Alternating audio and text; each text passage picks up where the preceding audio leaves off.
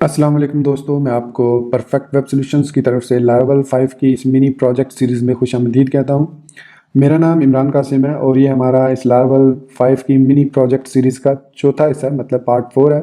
और इस सीरीज़ में हम सीख रहे हैं कि लारावेल के अंदर हम कैसे अजैक्स को यूज़ कर सकते हैं।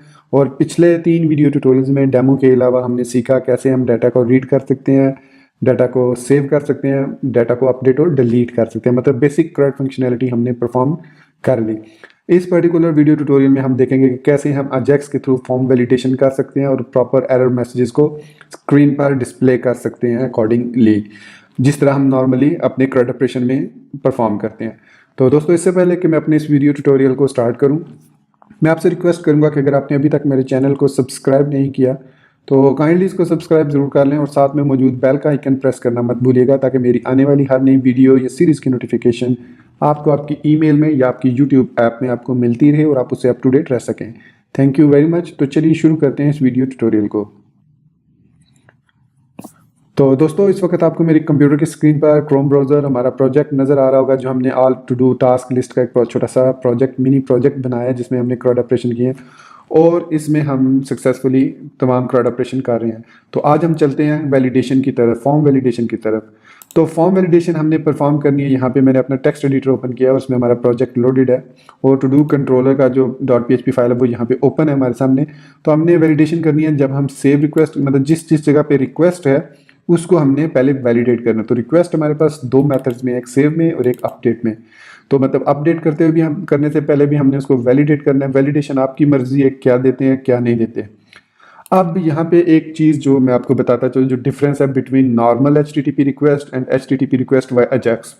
लारावेल ये कहता है, या लारावेल की डॉक्यूमेंटेशन ये कहती है कि अगर आप रिक्वेस्ट करते हैं normal HTTP request, XML HTTP request नहीं बल्कि नॉर्मल HTTP रिक्वेस्ट, तो आप फिर एरर एरे जनरेट होती है जिसको आप लूप के थ्रू इटरेट करके उसको डिस्प्ले कर सकते हैं अकॉर्डिंगली ईजिली।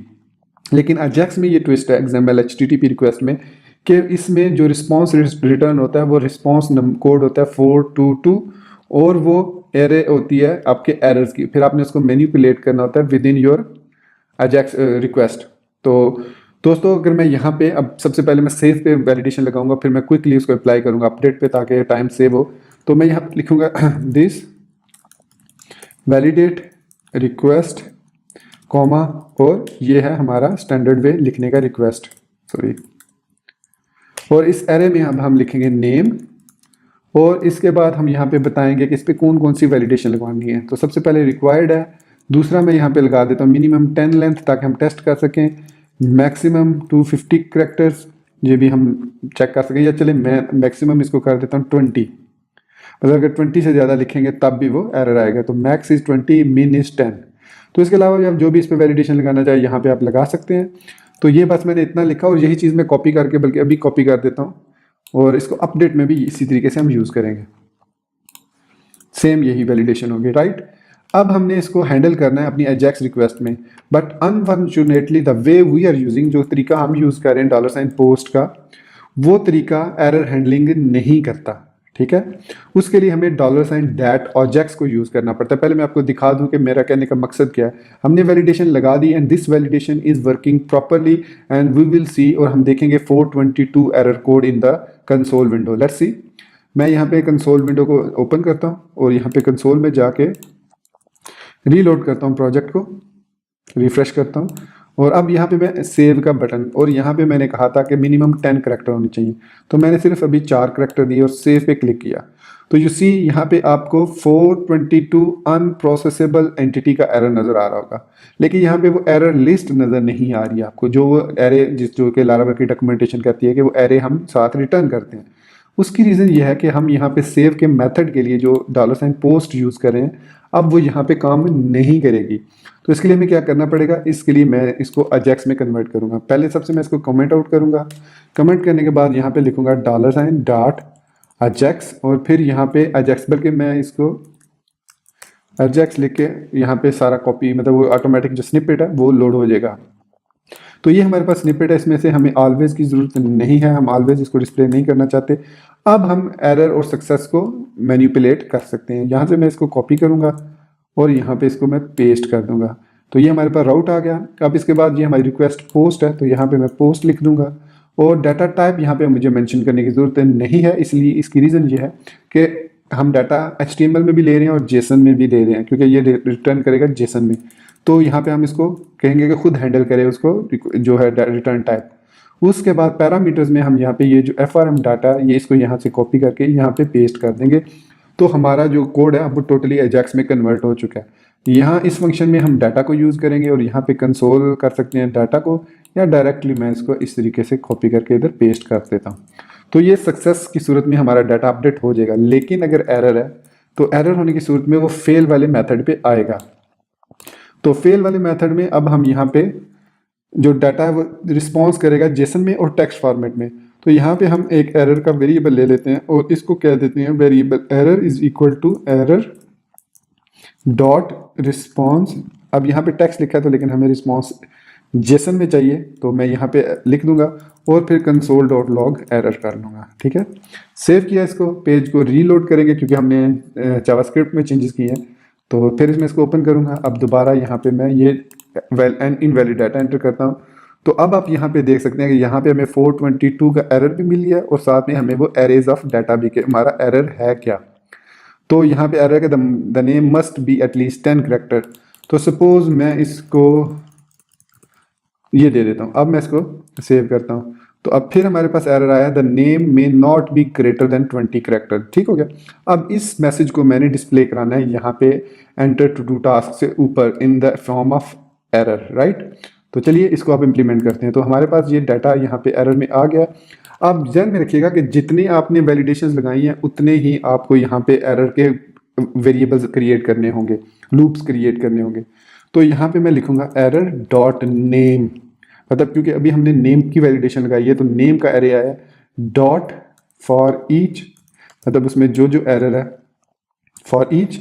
अब यहाँ पे फंक्शन, और फंक्शन के अंदर ये दो पैरामीटर लेगा, एक इंडेक्स आएगा और एक एलिमेंट आएगा। तो अब हमने एलिमेंट को डिस्प्ले कराना है। तो एलिमेंट को हम कहाँ पे डिस्प्ले करवाना चाह रहे हैं, क्योंकि अभी हम वेलकम पे हैं और हमने डिस्प्ले इसको कराना है मॉडल विंडो में ऐड डॉट PHP में, add dot blade dot PHP में। तो हम जाएंगे add dot blade dot PHP में और यहाँ पे हम इस जगह पे इसको बॉडी के अंदर यहाँ पे एक डिव ले लेते हैं, उसको ID दे देते हैं एरर्स के नाम से, मतलब यहाँ पे एरर्स डिस्प्ले होंगे। फिलहाल ये एम्प्टी होगी और इसके बाद जब इस पे एरर्स होंगे तो वहाँ अपेंड करेंगे इसको दोबारा से एम्प्टी करके। तो यहाँ से सबसे पहले हम क्या करेंगे, वेलकम में वो हमने और हमें पता है कि हमारा जो मॉडल विंडो है वो मॉडल्स वाली जो ID है उसके अंदर लोड हो रहा है। तो डेफिनेटली फिर हम यहाँ पे करेंगे $, मॉडल्स, और मॉडल्स के अंदर हमारे पास जो ID है वो है, क्या नाम हमने एरर्स का नाम रखा है, एरर्स डॉट। अब यहाँ पे इससे पहले हम इसको एम्प्टी कर लेते हैं ताकि अगर प्रीवियस एरर कोई है तो वो एम्प्टी हो जाए। तो यहाँ पे हम एम्प्टी कर देते हैं और अब यहाँ पे यूज़ करेंगे अपेंड, और अपेंड में हम यहाँ पे P टैग यूज़ कर सकते हैं, div टैग, UL, LI जो भी, मतलब मैं सपोज यहाँ पे ऐड मतलब UL कर लेता हूँ। चलिए ये कर लेते हैं, UL कर लेते हैं यहाँ पे, और इसको क्लास दे देते हैं लिस्ट अनस्टाइल, ताकि वो डॉट्स जो नज़र आते हैं वो नज़र ना आए, या फिर हम जिस किस्म का भी वो बना रहे हैं अनस्टाइल के बाद हम यहाँ पे एक और UL भी हमने बनाई थी जो हमारी लिस्ट आ रही है इंडेक्स में। ये जो हमने UL बनाई थी लिस्ट ग्रुप, ये इसको यूज़ कर लेते हैं, हम इसी को यूज़ कर लेते हैं इसी स्टाइलिंग में, बल्कि चलें इसी में क्योंकि हमने एरर डिस्प्ले, तो ये ऐसे ही ठीक है। UL ID इसकी एरर है, क्लास लिस्ट अनस्टाइल्ड है, ठीक है। तो अब यहाँ पे एरर्स डॉट अपेंड, अब अपेंड में हमने डाटा को अपेंड करना है। अगर एक से ज़्यादा एरर्स होंगे तो लूप लाजमी यहाँ पे हमें चाहिए। तो यहाँ पे अब मैं लिखूँगा P dot plus element plus /P और दैट्स इट। अब ये हमारा जो डाटा है ये अपेंड हो जाएगा एरर्स वाली UL में, और भी सॉरी यहाँ पे मुझे LI लिखना था, मैंने LI लिख दिया, ठीक है। और इसके बाद इसको क्लास दे देते हैं हम अलर्ट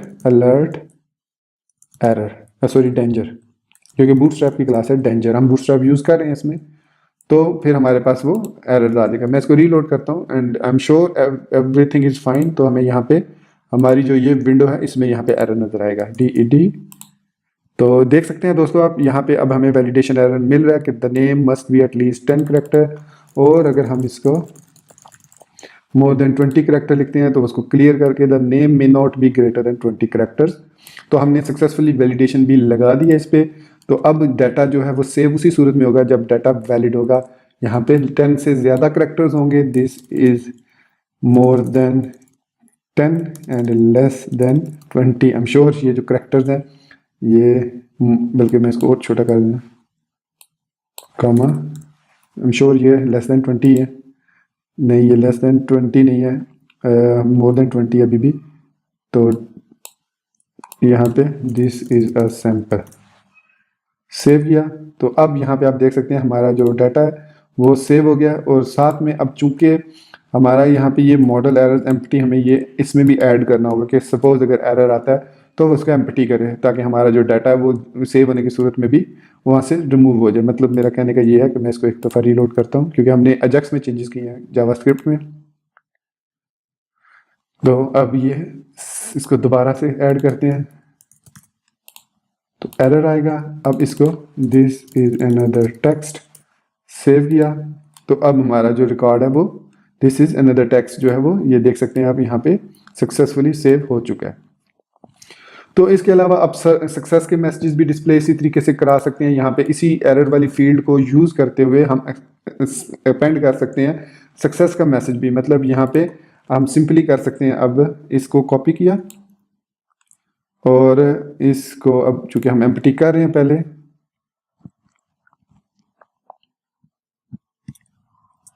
और यहाँ पे अब हम इसको अपेंड कर सकते हैं सक्सेस, और यहाँ पे लिख सकते हैं।